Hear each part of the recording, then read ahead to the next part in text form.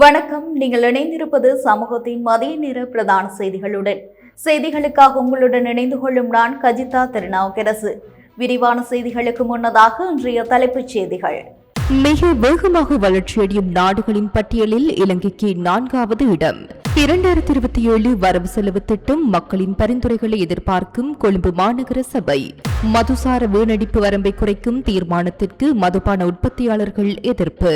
தேவனூர் பெருகிறவுக்கு பலத்த பாதுகாப்பு, காவடி ஊர்வலத்திற்கு போலீசார் அனுமதி. அதிகரிக்கும் கொலைகள், துப்பாக்கிச் சூடுகள், தேசிய பாதுகாப்பிற்கு அச்சுறுத்தல், எதிர்க்கட்சி குற்றச்சாட்டு. அம்பாறையில் தூணில் மோதி சிதைந்த முச்சக்கர வண்டி, பெண் பலி, சிலர் காயம். மதுபோதையில் வைத்தியசாலைக்கு வந்தவர் அட்டகாசம், போலீசார் ஜென் மீது தாக்குதல்.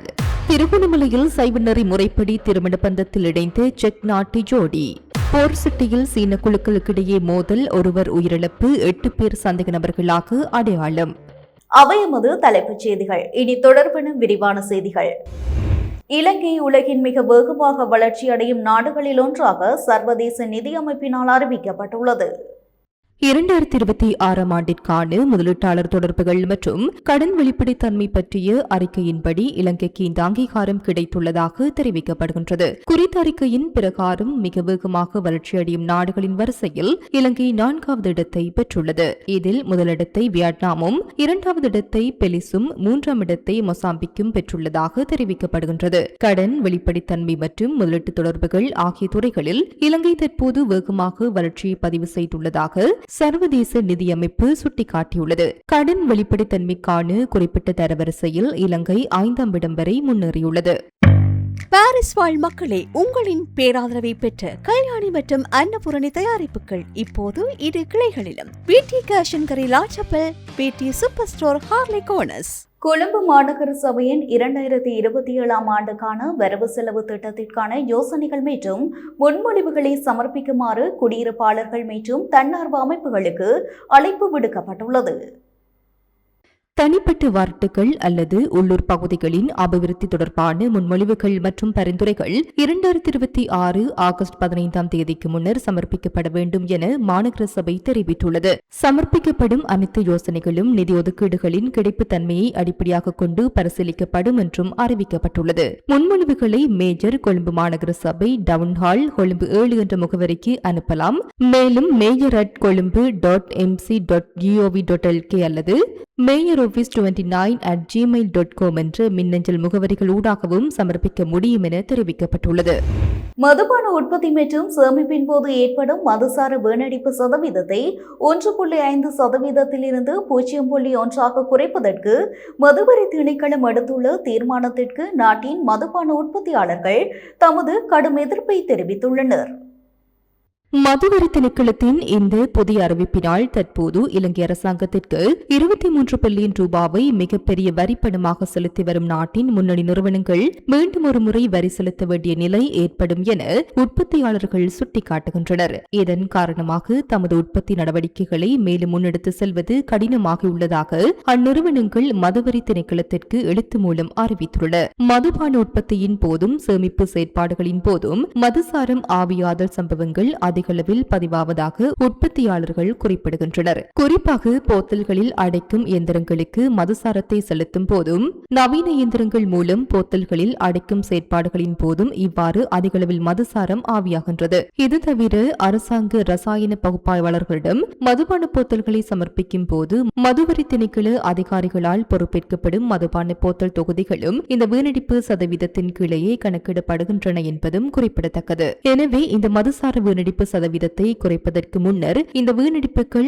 எவ்வாறு நிகழ்கின்றன, எதன் அடிப்படையில் நிகழ்கின்றன மற்றும் அதற்கு பங்களிக்கும் அறிவியல் காரணிகள் யாவை என்பது குறித்து சரியான நடைமுறை சாத்தியமான மற்றும் அறிவியல் பூர்வமான பரிசோதனையை மேற்கொள்வது அத்தியாவசியமானது என உற்பத்தியாளர்கள் மேலும் தெரிவித்துள்ளனர். தெவினவர வரலாற்று சிறப்புமிக்க ஸ்ரீ உத்பலவர்ண ஸ்ரீ விஷ்ணு மகா தேவாலயத்தின் வருடாந்த எசல பெரகரா விழாவின் ஒரு பகுதியாக இன்று நடைபெறவுள்ள காவடி நடன ஊர்வலத்திற்கு விசேட பாதுகாப்பு ஏற்பாடுகள் மேற்கொள்ளப்பட்டுள்ளன. போலீசாருக்கு மேலதிகமாக போலீஸ் விசேட அதிரடிப்படையினரும் பாதுகாப்பு பணிகளில் ஈடுபடுத்தப்பட்டுள்ளதாக பொதுமக்கள் பாதுகாப்பு அமைச்சர் ஆனந்த விஜயபால தெரிவித்துள்ளார். காவடி நடனம் தொடர்பாக இரு பாதாள ஒழுக்க குழுக்களிடையே ஏற்பட்டதாக கூறப்படும் மோதல் நிலைமையை தொடர்ந்து இம்முறை காவடி நடனத்தை நிறுத்துமாறு போலீஸ் மாதிபர் அண்மையில் பரிந்துரைத்திருந்தார். எனினும் இது தொடர்பில் இறுதி முடிவை எடுப்பதற்காக நேற்று மாலை மாத்தறை மாவட்ட செயலகத்தில் விசேட கலந்துரையாடல் இடம்பெற்றது. இதன்போது கடந்த ஆண்டுகளில் காவடி நடனத்தில் பங்கேற்ற அனைத்து குழுக்களுக்கும் இம்முறையும் பங்கேற்க அனுமதி வழங்க தீர்மானிக்கப்பட்டது. அதன்படி போலீசாரின் நேரடி கண்காணிப்பின் கீழ் இன்று தெவினுவர உட்பல்லவர்ண ஸ்ரீ விஷ்ணு மகா தேவாலயத்தின் வருடாந்த பெரகிரா காவடி நடனத்துடன் வீதி உலா நடைபெறவுள்ளது. இதனிடையே தெவினுவர பெரகிராவின் பாதுகாப்பு தொடர்பாக எழுந்துள்ள விவகாரம் குறித்து அரசியல் தரப்புகளிலும் பல்வேறு கருத்துக்கள் முன்வைக்கப்பட்டுள்ளன. தற்போதைய அரசாங்கத்திடம் நாட்டின் பாதுகாப்பு தொடர்பில் முறையான வேலை திட்டம் எதுவும் இல்லை என ஐக்கிய தேசிய கட்சியின் முன்னாள் பாராளுமன்ற உறுப்பினர் சமன் ரத்னபிரிய தெரிவித்துள்ளார். இதேவேளை தெவினுவர தேவாலயத்தில் ஏற்பட்ட பிரச்சினை தொடர்பில் கருத்து தெரிவித்த தேசிய மக்கள் சக்தியின் பாராளுமன்ற உறுப்பினர் சந்தன சூரிய ஆராய்ச்சி ஏதேனும் புலனாய்வு தகவல் கிடைக்கும் போது அதனை முறையாக பகுப்பாய்வு செய்து முடிவெடுக்க தவறுவது எதிர்காலத்தில் பிரச்சனையாக மாறக்கூடும் என தெரிவித்துள்ளார். இலங்கையின் கலாச்சார விழாக்களை கட்டுப்படுத்துவதற்கு குற்ற கும்பல்களின் உறுப்பினர்களுக்கு சந்தர்ப்பம் வழங்கக்கூடாது என முன்னாள் அமைச்சர் பாட்டாளி சம்பிக்க ரணவக்கவும் தெரிவித்துள்ளார். நாட்டில் நாளுக்கு நாள் அதிகரித்து வரும் கொலைகள் மற்றும் துப்பாக்கிச் சூட்டு சம்பவங்கள் தேசிய பாதுகாப்பிற்கு பெரும் அச்சுறுத்தலாக மாறியுள்ளதாக ஐக்கிய மக்கள் சக்தியின் பாராளுமன்ற உறுப்பினர் ஹர்ஷன ராஜகருணா தெரிவித்தார். இது தொடர்பில் அவர் மேலும் தெரிவிக்கையில் அரசாங்கத்தை தவிர நாட்டின் ஏனைய அனைத்து தரப்பினரும் இந்த அபாயகரமான சூழ்நிலையை உணர்ந்துள்ளனர். நாட்டில் நிலவும் முறையான பாதுகாப்பு இன்மை காரணமாக பாரம்பரிய கலாச்சார நிகழ்வுகளை கூட சுதந்திரமாக நடத்த முடியாத சூழல் உருவாகியுள்ளது. பாதுகாப்பை பலப்படுத்துவதற்கு பதிலாக ஊர்வலங்களுக்கு கட்டுப்பாடுகளை விதிப்பது அரசாங்கத்தின் நிர்வாக திறமையின்மையை காட்டுகின்றது. பாரம்பரிய ஊர்வலங்களில் என்னென்ன கலாச்சார அம்சங்கள் இடம்பெற வேண்டும் என்பதை பாதாள ஒழுக்க குழுக்களா தீர்மானிக்கின்றன. உயர்நீதிமன்றம் மற்றும் மேன்முறையீட்டு நீதிமன்ற நீதிபதிகளின் ஓய்வு பெறும் வயதை உயர்த்த அரசாங்கம் மேற்கொண்டு வரும் முயற்சி நீதித்துறையை முழுமையாக தங்களது அரசியலமைப்பு மற்றும் கட்டுப்பாட்டுக்குள் கொண்டு வருவதற்கான திட்டமிட்ட செயலாகும். நீதிபதிகளின் ஓய்வு பெறும் வயதை உயர்த்தும் முடிவுக்கு இலங்கை சட்டத்தரணிகள் சங்கம், சர்வதேச அமைப்புகள் மற்றும் நீதிபதிகள் சங்கங்கள் என அனைத்து தரப்பினரும் கடும் எதிர்ப்பு தெரிவித்து வருகின்றனர். இருப்பினும் இந்த எதிர்ப்புகளை பொருட்படுத்தாமல் அரசாங்கம் தனது 3/2 பெரும்பான்மை பலத்தை பயன்படுத்தி இதை நிறைவேற்ற முயல்கிறது. அரசாங்கத்தின் இந்த ஜனநாயக விரோத போக்கை கண்டித்து தைரியமாக செயல்படும் இலங்கை சட்டத்தரணிகள் சங்கத்தின் மீது ஆளும் தரப்பினர் பாராளுமன்ற சிறப்புரிமைகளை பயன்படுத்தி அவதூறுகளை பரப்பி வருகின்றனர். பாராளுமன்றத்தை ஒரு கூத்து மேடையாக மாற்றாமல் சீர்குலைந்து வரும் தேசிய பாதுகாப்பையும் நீதித்துறையின் சுயாதீனத்தையும் பாதுகாக்க அரசாங்கம் உடனடியாக முறையான நடவடிக்கைகளை எடுக்க வேண்டுமென்றார். காலம் காலமாக பல்வேறு இடைத்தரகர்கள் மற்றும் அரசியல்வாதிகளின் தலையீட்டுக்கு உட்பட்டிருந்த இஸ்ரேல் வேலைவாய்ப்பு ஆட்சேர்ப்பு நடவடிக்கைகளை அவற்றிலிருந்து விடுவித்து எவ்வித தலையீடுகளுமின்றி முழுமையான வெளிப்படை தன்மையுடன் முன்னெடுக்க நடவடிக்கை எடுக்கப்பட்டுள்ளதாக அமைச்சர் விஜிதஹீரத் தெரிவித்துள்ளார். வெளிநாட்டு வேலைவாய்ப்பு துறையை ஊழலற்ற துறையாக மாற்றுவதற்கு நடவடிக்கை எடுக்கப்பட்டு வருவதாகவும் அமைச்சர் குறிப்பிட்டுள்ளார். இஸ்ரேலின் கட்டுமானம் மற்றும் உள்கட்டமைப்பு துறைகளின் வேலைவாய்ப்புக்காக புறப்பட்டுள்ள 164 இலங்கையர்களுக்கு விமான பற்றுச்சீட்டுகள் வழங்கும் நிகழ்வு நேற்று இலங்கை வெளிநாட்டு வேலைவாய்ப்பு பணியகத்தில் நடைபெற்றது. இதில் கலந்து கொண்டு உரையாற்றிய போதே அமைச்சர் மேற்கண்டவாறு தெரிவித்துள்ளார். முன்னதாக புலம்பெயர் தொழிலாளர்களுக்கான வேலைவாய்ப்பு தகுதிகளை பூர்த்தி செய்யும் நடவடிக்கைகளில் அரசியல் மற்றும் நிறுவன அதிகாரிகளின் தலையீடு ஓரளவு காணப்பட்டதாக குறிப்பிட்டார். எனினும் தற்போது இந்த நடவடிக்கைகள் மிகவும் திட்டமிட்ட முறையிலும் வெளிப்படைத்தன்மையுடனும் முன்னெடுக்கப்படுவதாகவும் இது மக்கள் எதிர்பார்த்த மாற்றம் எனவும் அவர் தெரிவித்தார். இந்த மாற்றத்தை அனைத்து துறைகளிலும் நடைமுறைப்படுத்தி வருவதாகவும் அமைச்சர் கூறினார். இஸ்ரேலிய கட்டுமான துறையில் வேலைவாய்ப்புக்காக 3700 பேரை கொண்டு காத்திருப்பு பட்டியல் சமர்ப்பிக்கப்பட்டிருந்த நிலையில் அதிலிருந்து 164 பேர் பீபா நிறுவனத்தினால் தெரிவு செய்யப்பட்டுள்ளதாக அமைச்சர் தெரிவித்தார். இந்த வருடத்திற்குள் இதுவரை இஸ்ரேல் வேலைவாய்ப்புக்காக 2500 பேர் அனுப்பி வைக்கப்பட்டுள்ளதாகவும் அவர் குறிப்பிட்டார். மேலும் சுமார் 6500 பேருக்கு இஸ்ரேலில் வேலைவாய்ப்புகளை பெற்றுக் கொடுப்பதற்கான வாய்ப்புகள் உள்ளதாகவும் புதிய துறையொன்றில் மேலும் சுமார் 1000 வேலைவாய்ப்புகள் கிடைக்க உள்ளதாகவும் அமைச்சர் தெரிவித்தார். Blue ocean group of companies இலங்கையின் வளர்ச்சியோடு உங்கள் வாழ்க்கையையும் உயர்த்துகிறோம். அம்பாறை மாவட்டம் திருக்கோவில் போலீஸ் பிரிவுக்குட்பட்ட விநாயகபுரம் 1 பிரதான வீதியில் இடம்பெற்ற முச்சக்கர வண்டி விபத்தில் பெண்ணொருவர் உயிரிழந்துள்ளதுடன் 2 சிறுவர்கள் உட்பட 4 காயமடைந்துள்ளனர். இந்த விபத்து நேற்று திருக்கோவில் மாணிக்கபிள்ளையார் ஆலயத்திற்கு அருகாமையில் இடம்பெற்றுள்ளது. முச்சக்கர வண்டி சாரதியின் கட்டுப்பாட்டை இழந்து வீதியை விட்டு விலகி கான்கிரீட் தூண் ஒன்றில் மோதியதில் இந்த விபத்து இடம்பெற்றதாக போலீசார் தெரிவித்துள்ளனர். விபத்தில் வவுனதீவு பகுதியைச் சேர்ந்த 49 வயதுடைய பெண் ஒருவர் உயிரிழந்துள்ளார். மேலும் முச்சக்கர வண்டி சாரதி பின்னிறக்கையில் பயணித்த 2 பெண்கள் மற்றும் 2 சிறுவர்கள் உட்பட 4 காயமடைந்த நிலையில் திருக்கோவில் ஆதார வைத்தியசாலையில் அனுமதிக்கப்பட்டனர். பின்னர் அவர்களில் சிலர் மேலதிக சிகிச்சைக்காக அம்பாறை வைத்தியசாலைக்கு மாற்றப்பட்டுள்ளனர். உயிரிழந்த பெண்ணின் சடலம் திருக்கோவில் ஆதார வைத்தியசாலையில் வைக்கப்பட்டுள்ளதுடன் விபத்து தொடர்பான மேலதிக விசாரணைகளை திருக்கோவில் போலீசார் மேற்கொண்டு வருகின்றனர். விபத்து தொடர்பான சிசிடிவி காட்சி வெளியாகி அதிர்ச்சியை ஏற்படுத்தியுள்ளது.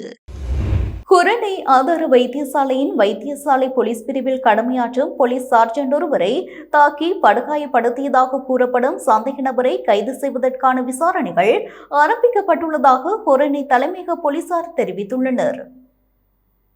குரணை ஆதார வைத்தியசாலையின் அவசர சிகிச்சை பிரிவில் சிகிச்சை பெற்று வந்து தனது தந்தையை பார்ப்பதற்காக மதுபோதையில் வந்ததாக கூறப்படும் சந்தேக நபர் வைத்தியசாலை ஊழியர்களை வசைப்பாடி ஒழுங்கீனமாக நடந்து கொண்டுள்ளதாக போலீசார் தெரிவித்தனர். இதன்போது வைத்தியசாலையின் பெண் பாதுகாப்பு உத்தியோகத்தர் ஒருவர் அவரை வைத்தியசாலை வளாகத்திலிருந்து வெளியேறுமாறு அறிவுறுத்திய போதிலும் அதனை பொருட்படுத்தாமல் சந்தேக நபர் அங்கேயே இருந்ததாக தெரிவிக்கப்படுகிறது. பின்னர் ஆண் பாதுகாப்பு உத்தியோகத்தர் ஒருவர் சந்தேக நபரை வெளியே முயன்றபோது ஏற்பட்ட பதற்றமான சூழ்நிலையை கட்டுப்படுத்த வைத்தியசாலை போலீஸ் சார்ஜென்ட் தலையிட்டுள்ளார். இதன்போது சந்தேக நபர் போலீஸ் சார்ஜென்ட் மீது தாக்குதல் நடத்தியதாக ஆரம்பகட்ட விசாரணைகளில் தெரிய வந்துள்ளது. இந்த தாக்குதலில் போலீஸ் சார்ஜென்டின் தலையில் பலத்த காயம் ஏற்பட்டுள்ளதுடன் அவர் தற்போது கொரணை ஆதார வைத்தியசாலையில் சிகிச்சை பெற்று வருவதாக போலீசார் தெரிவித்துள்ளனர். மேலும் சம்பவத்தின் போது வைத்தியசாலையின் ஆண் மற்றும் பெண் பாதுகாப்பு உத்தியோகத்தர்கள் இருவரும் சந்தேக நபரால் தாக்கப்பட்டதாகவும் போலீசார் குறிப்பிட்டுள்ளனர்.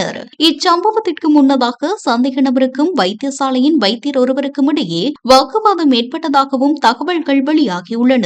தாக்குதலை தொடர்ந்து சந்தேக நபர் காரில் அங்கிருந்து தப்பிச் சென்றுள்ளார். எனினும் அவர் தப்பிச் சென்ற காரின் இலக்கத்தை வைத்தியசாலையின் பெண் பாதுகாப்பு உத்தியோகத்தர் ஒருவர் புகைப்படம் எடுத்துள்ளதால் சந்தேக நபரை அடையாளம் காணவும் கைது செய்யவும் விசாரணைகளுக்கு முக்கிய தகவல் கிடைத்துள்ளதாக போலீசார் தெரிவித்துள்ளனர். சம்பவம் இடம்பெற்ற போது சந்தேக நபரின் தந்தை வைத்தியசாலையின் அவசர சிகிச்சை பிரிவில் சிகிச்சை பெற்று வந்ததாகவும் தெரிவிக்கப்படுகிறது. சந்தேக நபரை கைது செய்வதற்கான மேலதிக விசாரணைகள் குரணை பதில் தலைமையக போலீஸ் பரிசோதகர் பராக்கிரம குணவர்தனவின் அறிவுறுத்தலின் பேரில் குரணை தலைமையக போலீசாரால் முன்னெடுக்கப்பட்டு வருகின்றன. பிடியாணை பிறப்பிக்கப்பட்டிருந்த யாழ்ப்பாணம் மாவட்ட பாராளுமன்ற உறுப்பினர் ராமநாதன் அர்ச்சுனா நேற்று விசேட மனு தாக்கல் ஒன்றின் மூலம் சட்டத்தரணி ஊடாக நீதிமன்றத்தில் முன்னிலையானார். இதற்கமைய குறித்த வழக்கை வரும் அக்டோபர் மாதம் 9ஆம் தேதி மீண்டும் அளிக்க உத்தரவிடப்பட்டுள்ளதோடு நேற்று பாராளுமன்ற உறுப்பினர் அர்ச்சுனாவிற்கு பிணை வழங்கப்பட்டது. அவருக்கு எதிராக கோட்டை நீதவான் நீதிமன்றில் நிலுவையில் உள்ள வழக்கு தொடர்பான விசாரணைக்கு ஆஜராகாத காரணத்தினால் கடந்த 24ஆம் தேதி அவருக்கு எதிராக நீதவான் நீதிமன்றினால் பிடியாணை பிறப்பிக்கப்பட்டிருந்தது. குறித்த வழக்கு விசாரணைக்கு எடுத்துக் கொள்ளப்பட்ட போது பாராளுமன்ற உறுப்பினர் ஆஜராகாதிருந்த நிலையிலும் அவரது பிணையாளர்களும் நீதிமன்றத்தில் ஆஜராக இருக்கவில்லை. இதன் அடிப்படையில் கோட்டை நீதவான் நீதிமன்றினால் அவருக்கு எதிராக பிடியாணை உத்தரவு பிறப்பிக்கப்பட்டிருந்தது. கோட்டை போலீஸ் அதிகாரிகளின் கடமைக்கு இடையூறு விளைவித்த சம்பவம் தொடர்பிலேயே பாராளுமன்ற உறுப்பினர் ராமநாதன் அர்ச்சுனாவிற்கு எதிராக நீதவான் நீதிமன்றில் வழக்கு தொடரப்பட்டிருந்தது. திருகோணமலை சாம்பல்தீவு பகுதியில் உள்ள ஃபேம் பீச் ரிசோர்ட் விடுதியில் செக் குடியரசைச் சேர்ந்த இருவர் சைவநெறி முறைப்படி திருமண பந்தத்தில் இணைந்துள்ளனர். யோகாசன குருவான சிவதிரு கலியுக வரதனின் முன்னிலையில் மைக்கேல் மற்றும் சாண்ட்ரா ஆகியோர் திருமண பந்தத்தில் இணைந்து கொண்டனர். இதன்போது ஒருவரை ஒருவர் இறுதி மூச்சு வரை இன்பத்திலும் துன்பத்திலும் அன்பு செய்து வாழ்வோம் என உறுதிமொழி எடுத்துக் கொண்டதுடன் பாரம்பரிய தாலிக்கு பதிலாக குருவினால் வழங்கப்பட்ட உருதுராக்க மணி மாலையை அணிவித்துக் கொண்டனர். மேலும் திருமண நிகழ்வின் போது மணமக்கள் இருவருக்கும் சிவதிரு கலியுக வரதனால் சிவலிங்கம் வழங்கி வைக்கப்பட்டது. சிவதிரு கலியுக வரதன் தலைமையில் குறித்த விடுதியில் வெளிநாட்டவர்களுக்கு சைவநெறி முறைப்படி நடத்தி வைக்கப்படும் 10வது திருமண நிகழ்வு இதுவாகும். குறித்த விடுதியின் உரிமையாளரான மெரக்னெமெக் செக் குடியரசைச் சேர்ந்தவர் ஆவார். யோக கலையை பயில்வதற்காக திருகோணமலையைச் சேர்ந்த யோகாசன குருவான சிவதிரு கலியுக வரதனுடன் நட்பை ஏற்படுத்திக் கொண்ட அவர் சைவநெறி முறையிலான வாழ்வில் ஆர்வம் கொண்டிருந்ததாக தெரிவிக்கப்படுகிறது. இதனையடுத்து தனது நாட்டைச் சேர்ந்தவர்களும் சைவநெறி முறையில் திருமண பந்தத்தில் இணைய வேண்டும் என்ற நோக்கில் தனது விடுதியில் வைத்து சிவதிரு கலியுக விரதனூடாக இவ்வாறான திருமணங்களை நடத்தி வருகின்றமை குறிப்பிடத்தக்கது. ராயல்டி என்ஜினியரிங் வழங்கும் நவீன அடுக்குமாடி குடியிருப்புகள் இப்போது விற்பனைக்கு. Colombo 6 Wellawatte bus line hall ரோட்டுக்கு மிக அருகாமையில். கொழும்பு துறைமுக நகரத்தில் கடந்த 23ஆம் தேதி 2 சீன குழுக்களுக்கிடையே ஏற்பட்ட மோதலை தொடர்ந்து சீன நாட்டவர் ஒருவர் உயிரிழந்தமை தொடர்பான மேலதிக தகவல்களை போலீஸ் வெளியிட்டுள்ளது. கடந்த 23ஆம் தேதி அதிகாலை 3 மணி அளவில் இரு குழுக்களுக்கும் இடையே மோதல் ஏற்பட்ட போது இந்த சம்பவம் இடம்பெற்றுள்ளது. மோதலை தொடர்ந்து ஒருவர் கடத்தப்பட்டதாக கூறப்படும் நிலையில் பின்னர் அவரது உடலம் எகலியகொட பகுதியில் மீட்கப்பட்டது. இதனைத் தொடர்ந்து நடத்தப்பட்ட விசாரணைகளில் உயிரிழந்தவர் அன்றிரவு துறைமுக நகரத்திற்குள் நுழைந்த குழுக்கள் ஒன்றில் அங்கம் வகித்தவர் என்பது தெரிய வந்துள்ளது. நாட்டிலிருந்து தப்பிச் செல்ல முயன்றதாக சந்தேகிக்கப்படும் 2 சீன நாட்டினர் சம்பவம் நடந்த சில மணி நேரங்களிலேயே கைது செய்யப்பட்டுள்ளதாக போலீஸ் தெரிவித்துள்ளது. இதுவரை மொத்தம் 8 சந்தேக நபர்கள் அடையாளம் காணப்பட்டுள்ளனர். அவர்களில் 3 ஏற்கனவே நாட்டை விட்டு வெளியேறிவிட்டதாகவும் மேலதிக விசாரணைகளுக்காக அவர்களை நாட்டிற்கு திரும்ப கொண்டுவர நடவடிக்கைகள் எடுக்கப்பட்டு வருவதாகவும் போலீஸ் தெரிவித்துள்ளது. சம்பவத்துடன் தொடர்புடையவை என கூறப்படும் 2 துப்பாக்கிகள், ஒரு கையடக்க தொலைபேசி, ஒரு வாக்கி டாக்கி மற்றும் பல வாகனங்களை போலீசார் மீட்டுள்ளனர். நாட்டிற்கு வருவதற்கு முன்னர் சம்பந்தப்பட்டவர்கள் பல வெளிநாடுகளில் செயற்பட்டு வந்துள்ளமை விசாரணையில் தெரிய வந்துள்ளது. உயிரிழந்தவர் கண்ணனி தொடர்பான மோசடிகளில் ஈடுபட்டு அதன் மூலம் சட்டவிரோதமாக பணம் சம்பாதித்ததாக நம்பப்படுவதாக போலீஸ் மேலும் தெரிவித்துள்ளது. ஈரானுடன் மிகவும் சுமூகமான பேச்சுவார்த்தைகள் நடைபெற்று வருவதாக அமெரிக்க ஜனாதிபதி டொனால்ட் ட்ரம்ப் தெரிவித்துள்ளார். போரை முடிவுக்கு கொண்டு வருவதற்கு சாதகமான வாய்ப்பு உள்ளதாக ஊடகங்களுக்கு கருத்து தெரிவித்து அமெரிக்க ஜனாதிபதி குறிப்பிட்டுள்ளார். இருப்பினும் அமெரிக்காவுடன் தாங்கள் எவ்வித நேரடி பேச்சுவார்த்தைகளிலும் ஈடுபடவில்லை என்று ஈரான் தெரிவித்துள்ளது. தொடர்ந்து 3வது நாளாக நேற்றைய தினமும் ஈரானுக்கும் அமெரிக்காவிற்கும் இடையே எந்தவொரு மோதல்களும் இடம்பெறவில்லை என வெளிநாட்டு ஊடகங்கள் செய்தி வெளியிட்டுள்ளன. கடந்த வெள்ளிக்கிழமை ஈரானுக்கு எதிரான தாக்குதல்களை நிறுத்த தீர்மானித்துள்ளதாக அமெரிக்க ஜனாதிபதி டொனால்ட் ட்ரம்ப் அறிவித்திருந்த நிலையில் ஈரானும் தற்போது தனது தாக்குதல்களை நிறுத்தியுள்ளது. இத்துடன் நமது மதிய நேர பிரதான செய்திகள் நிறைவடைகின்றன. தொடர்ந்தும் சமூகத்துடன் இணைந்திருங்கள். வணக்கம். எமது RIP பேச்சுக்கு கிடைத்த மரண அறிவித்தல்கள். முல்லைத்தீவு மணவாளன் பட்ட முறிப்பை பிறப்பிடமாகவும் வவுனியா சேவமடு மற்றும் புதுவிளாங்குளம் பின்னர் பண்டாரவண்ணியன் வீதி கனகராயன் குளத்தை தற்போதைய வதிவிடமாகவும் கொண்டிருந்த திருமதி கனகசிங்கம் தெய்வானை அவர்கள் 27/7/2026 திங்கட்கிழமை அன்று காலமானார். யாழ்ப்பாணம் மீசாலையை புறப்படமாகவும் கொடிகாமம் அல்லாரை தெற்கை வதிவிடமாகவும் கொழும்பு வெள்ளவத்தையை தற்போதைய வதிவிடமாகவும் கொண்டிருந்த திருமதி அண்ணாமலை கமலாம்பிகை அவர்கள் 26/7/2026 ஞாயிற்றுக்கிழமை அன்று காலமானார். முல்லைத்தீவு மல்லாவியை புறப்படமாகவும் பிரித்தானியா லண்டனை வதிவிடமாகவும் கொண்டிருந்த திரு குழந்தைவேலு ஜெயநாதன் அவர்கள் 27/7/2026 திங்கட்கிழமை அன்று காலமானார். யாழ்ப்பாணம் அரியாலையை புறப்படமாகவும் முல்லைத்தீவு முள்ளியவளை மற்றும் யாழ்ப்பாணம் ஆகிய இடங்களை வாழ்விடங்களாகவும் கொண்டிருந்த திருமதி உத்தமபுத்திரன் லோகவதி அவர்கள் 27/7/2026 திங்கட்கிழமை அன்று காலமானார். மேலே அறிவிக்கப்பட்ட அனைத்து மரண அறிவித்தல் இறுதிக்கிரியை பற்றிய தகவல்களை அறிந்து கொள்ள ரிப்டாட் பேஜை பார்வையிடுங்கள். இதற்கான லிங்க் கீழிருக்கும் டிஸ்கிரிப்ஷனில் பார்வையிடலாம். இது போன்ற செய்திகளை தெரிந்து கொள்ள சமூகம் நியூஸ் சேனலை சப்ஸ்கிரைப் செய்து அருகில் உள்ள பெல் பட்டனை கிளிக் செய்யுங்கள். மேலும் இது போன்ற செய்திகளை உடனுக்குடன் தெரிந்து கொள்ள சமூகமீடியா.com என்ற இணையதளத்தின் வாயிலாகவும் எங்களுடன் இணைந்திருங்கள்.